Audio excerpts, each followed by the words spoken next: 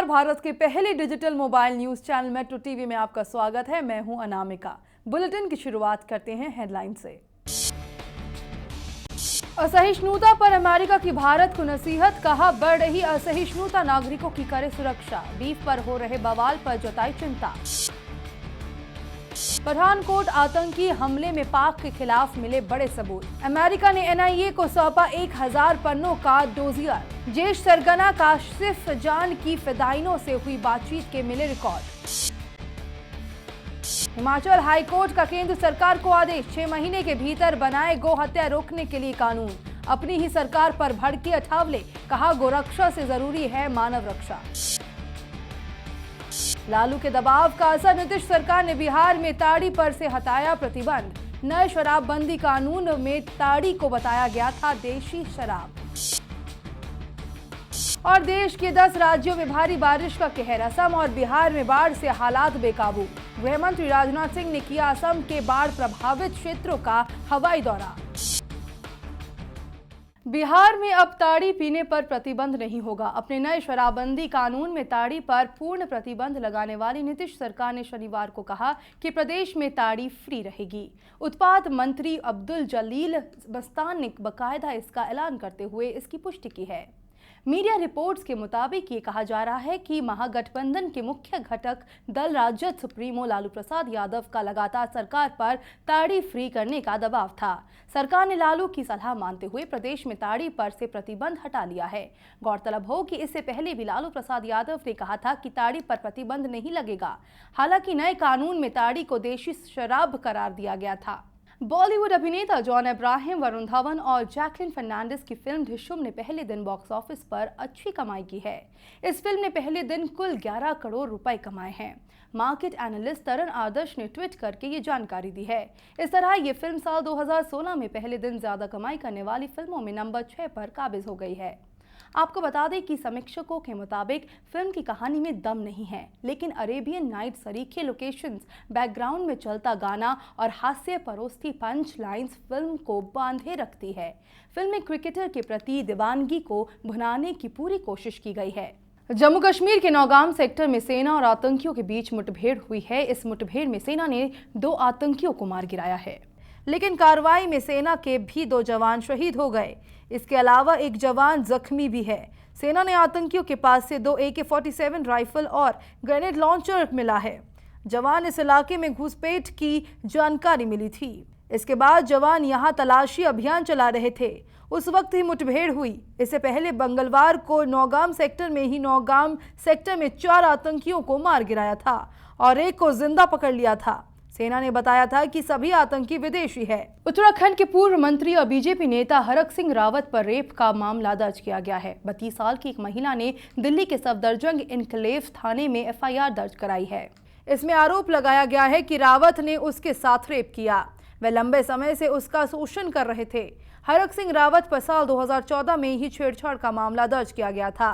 Police जांच कर रही है कि शिकायतकर्ता महिला वही है या कोई और। महिला का आरोप है कि उस पर पुलिस के पास न जाने का दबाव बनाया जा रहा था। महिला असम की रहने वाली बताई जा रही है। रावत उत्तराखंड में हरीश रावत सरकार में मंत्री थे। पिछले दिनों वे बगावत कर बीजेपी में चले गए थे। गोरक्षा के नाम पर दलितों और महिलाओं के साथ हुई बदसलूकी की घटनाओं से घिरी केंद्र सरकार पर उनके अपने मंत्री रामदास अठावले ने भी गुस्सा दिखाया है। उन्होंने कहा कि गोरक्षा के साथ ही मानवों की रक्षा जरूरी है। उन्होंने कहा कि गोरक्षा के नाम पर मानवों की हत्या करना मुझे ठीक नहीं लगता। महाराष्ट्र से आने वाले दलित नेता अठावले ने कहा कि सरकार दलितों की रक्षा की गारंटी दे। हालांकि उन्होंने कहा कि हिंदू धर्म को मानने वाले गाय को मां मानते हैं। अगर गाय को मारा जाएगा तो मैं उसके खिलाफ खड़ा हो जाऊंगा। इसके बावजूद गोरक्षा के साथ ही मानव रक्षा सुनिश्चित करना होगा। बिहार के मुख्यमंत्री नीतीश कुमार ने आज नोबेल पुरस्कार विजेता कैलाश सत्यार्थी से राज्य में शराबबंदी के असर का अध्ययन कराने का आग्रह किया, जिसे बचपन बचाओ आंदोलन के संस्थापक ने स्वीकार कर लिया। नीतीश ने बिहार विधान परिषद की ओर से सत्यार्थी को सम्मानित करने के लिए आयोजित एक समारोह में ये आग्रह किया। मुख्यमंत्री ने कहा कि हम जानते हैं कि शराबबंदी से माहौल पूरी तरह बदल गया है।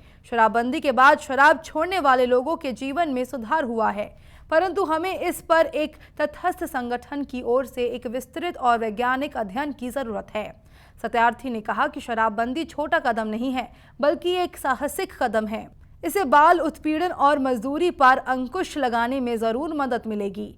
मैं अध्ययन कराने के सुझाव को स्वीकार करता हूं। बिहार में गंडक नदी में उफान से साहिबगंज के दियारा इलाके के 2000 घरों में बाढ़ का पानी घुस गया। बीती रात अचानक जलस्तर में तेज से वृद्धि हुई।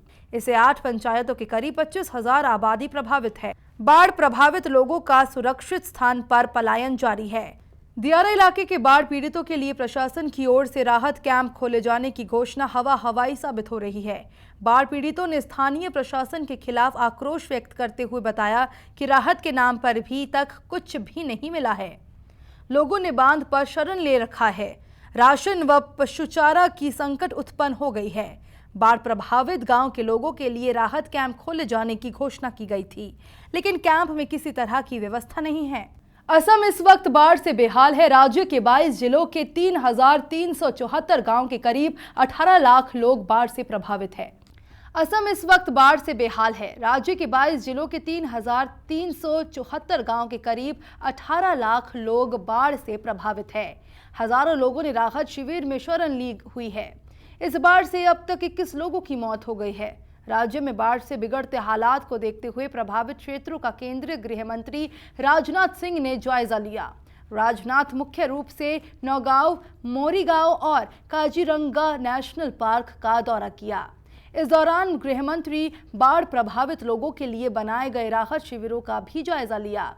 उनके साथ राज्य के सीएम सर्बानंद सोनोवाल भी मौजूद थे।